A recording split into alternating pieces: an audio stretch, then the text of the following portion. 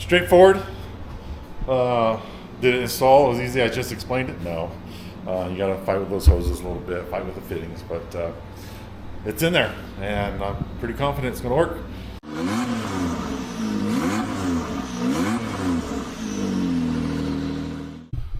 What's up, YouTubers? Welcome back to the Hoover Maneuver channel, and we are back to doing some how-to videos. Yeah, we've had a little break from the how-tos from working on the Maverick R because we took a little trip up to Coos Bay for UTV takeover to try out some of the previous upgrades we did, and they worked out fantastic. So anyway, we are back, but before I get into it, just a reminder, what is a Hoover Maneuver? Well, Hoover's my last name.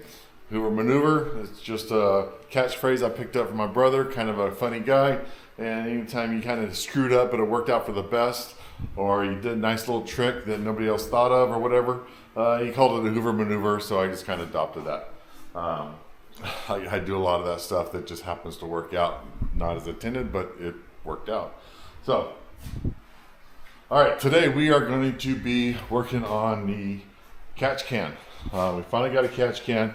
For those who haven't been following along, I'm running E85 on the Maverick R, and it is a screamer. I got a lot of Evo upgrades on this thing, and anybody who's run E85 in the past know that with the increased boost in the E85, you get a lot of vapor in the crankcase system, and you want to get that out of there instead of running it back through the intake like the factory designed it. So finally, Evo's got the catch can, and I'm going to put that on today. So here's some of our components. Obviously we've got the catch can, we've got a lot of hardware here, and I'm going to show you the general area where this is going to install.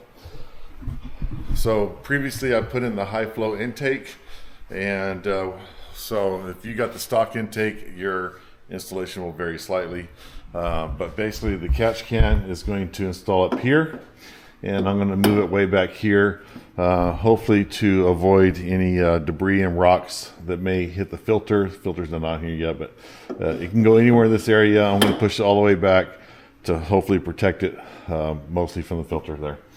So how is the catch can going to work? Well, right now you got positive crankcase ventilation going from the top of the motor into your intake and directly into your turbo.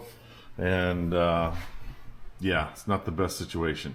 So I'm going to get this intake tube pulled off from the turbo just to make some room here.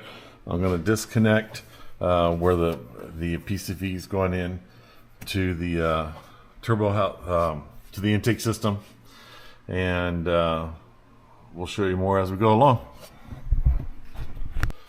Okay, like I said, I'm going to pull this intake tube off, and it's going to make a lot more sense to you as to why it's got to come off and what you got to have access to.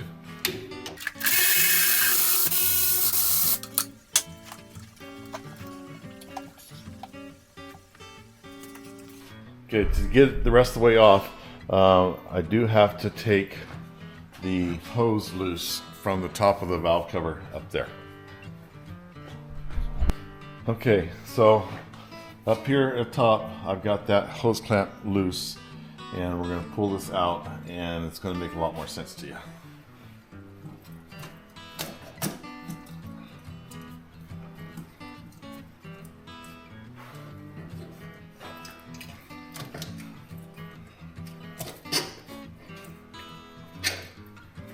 Okay, let's get you off the stand so you can see a little better. Okay, so up here, that's the nipple for the PCV going into the top of the valve cover. This is the hose that came off of it, which went into the intake tube, which you can see is completely concealed unless you take this intake tube off the turbo.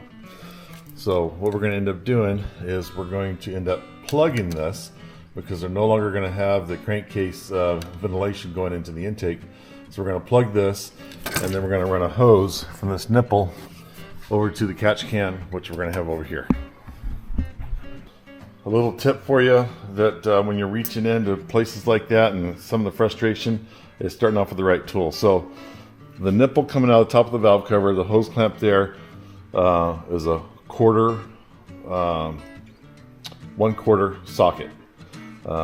Then the rest of the hose clamps supplied by Evo, the plugs here and so on, is a 7mm. So that should help out a little bit of frustration. Of course, you're going to want to watch this part before you do the previous part, so watch the whole video before you tackle this job. Okay, so what we're going to do is take off that short little hose that went from the valve cover to the intake, this hose right here. Let's see, help you guys out here a little bit. Alright, so I just want to show you what it looks like when it's all buttoned up. So I reused the same clamp or hose clamp that I had before right here, and then used the pinch clamp that came with the kit and put a nipple on this tube. It is a bitch to put this plastic part of the tube in the intake, so I suggest you just leave that part on and just pull the hose off. This piece right here, I had 2 of these, so just pull the hose off of here, because putting this back inside this tube is kind of a bitch. So anyway, you can see how that is there. So now what I'm going to do while this is still out of my way is I'm going to hook my new long hose up to that nipple going up to the top of the valve cover. Okay, just showing you this a little at a time. I got the new hose onto the nipple coming out top of the valve cover. Maybe that shows you a little better. I know it's sideways, sorry. So that's going to come and tuck in that little cutout right here. The little cutout right here. And it's going to go up here, and then we're going to clamp it off and hold it in place. So I'm just going to kind of hold this kind of in this area, and then get my high flow intake tube back on the turbo, kind of resting in position before I start tightening things up in this area. Okay, so I've got the high flow intake tube. Ooh, that is loose. Let me fix that.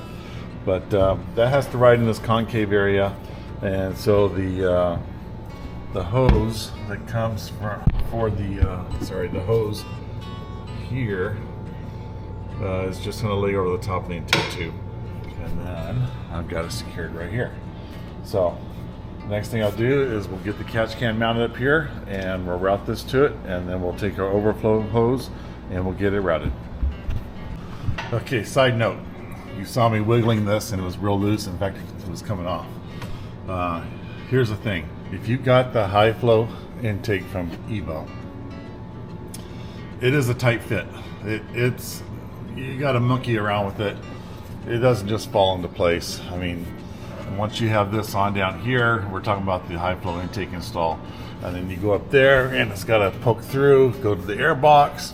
You got to jockey it around, and it's not fun. And you do this part first and you do that part second.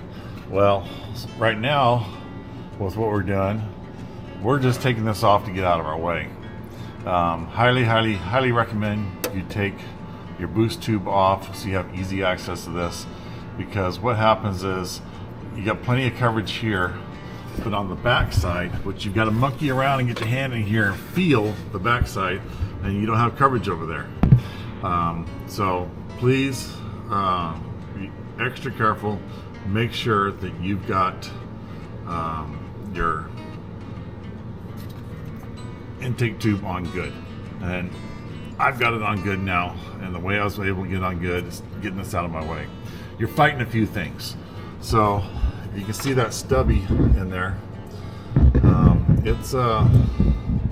It's pushing up against the side of the motor, different things, you know, so you're fighting for a few things. I'm still working on this. This is the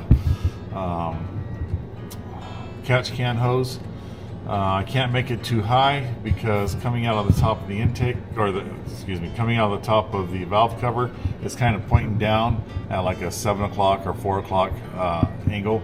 And if I push this up too much, it puts a kink in the hose. So I'm debating whether or not I'm just going to let this lay against the heat shield, or see what I can do to get that back there. When it came to this clamp right here, I installed it above the nut instead of below the nut like the Evo instructions, because I can't have this down at all interfering with this. It's a chore. I did go ahead and mount the catch can itself. And I talked about wanting to put it way back here so I can have that filter out of the line of sight of mud or anything. Excuse me. But I can't put it back here because on the back side you got webbing. So this is as far this back as I could put it to have a clean piece of the tube, the framework here. This is back compared to some of the other people that mount theirs up front, because this thing's going to leave vapors, and you don't want this vapor going inside the cab. So we're about, I don't know, 18-20 inches further back than instead of mounting it on the firewall, and hopefully that's going to leave enough room to let the vapors not go inside the cab. So I'm going to button this up the rest of the way and we'll recap. Let me show you what I ended up doing with this, because I don't like it laying against the heat shield, but it wouldn't go completely behind the high flow intake. So what I was able to do is put this boost return line, I was able to just to tuck it behind that part, and once it's behind there it kind of falls into place, and now I got nothing touching the heat shield. So anyway, I just want to show you that. Let me put this back together the rest of the way, and then we'll do an overview. Okay, installed. Slam dunk? No. Maybe that's just because of the way I did it. But hopefully I accomplished a Hoover maneuver here and everything's going to work out. I was going to say the T word, but everything's going to work out nice. So let's look what we got. Got a catch can. So Evo worked on this a long time.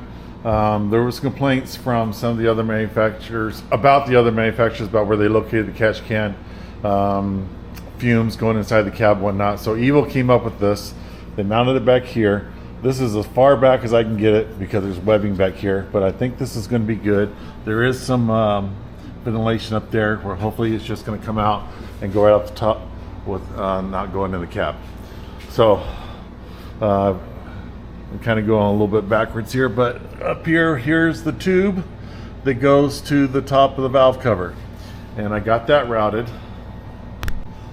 I got the tube routed, and a little bit different than the Evo instructions, I put this bracket up instead of down, and I've got that tube going behind this boost return port. No kinks in the line or anything. It does have a place there where the tube can belly, kind of like a P-trap. Hopefully that doesn't fill up full of liquid. I think it won't. So anyway, got that in. Drain tube. Oh, I'm getting my hands mixed up. Which one's the light and which one's the camera? So the drain tube, it's coming down the inside of the fender here. It's going through the hole. Whether you got smart shocks or not, you're going to have this hole here. They've got the little loop that you run the hose through, and then there's a clip here I'm going to zip tie through, so I can just have this kind of sticking out the bottom, so that when I turn this little petcock, I said petcock, it'll drain on the ground. So straightforward. Did it install? It was easy. I just explained it. No, you got to fight with those hoses a little bit, fight with the fittings, but it's in there, and I'm pretty confident it's going to work. So what's up next?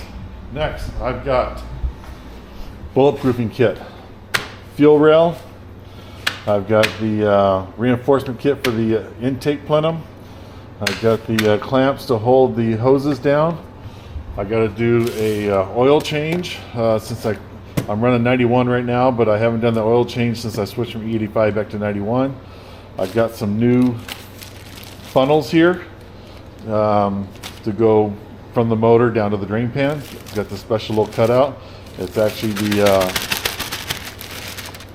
part number that shows in the service manual. Looks kind of funny. If you were to use that for traveling, I'd say you probably have a problem. But anyway, we got lots of stuff to go. Here we are in the middle of summer, but guess what's around the corner? Klamath season. So I've got to prep for that. I got some ideas about what I want to do with the exhaust from when I'm doing some shell riding. I'll show you that when we get to it. But hopefully you enjoyed this video. Back to some how-tos on the Maverick R. It's a great car. It's an awesome car. If you haven't already, please like, subscribe, comment. Go back and look at some of the old videos. Keep the messages coming. I got people reaching out to me all the time. I appreciate it. I'm not the know-it-all by any means. I'm just the guy that's taking these kits, installing them, and filming it so you can see, so you have a preview before you do it on your own.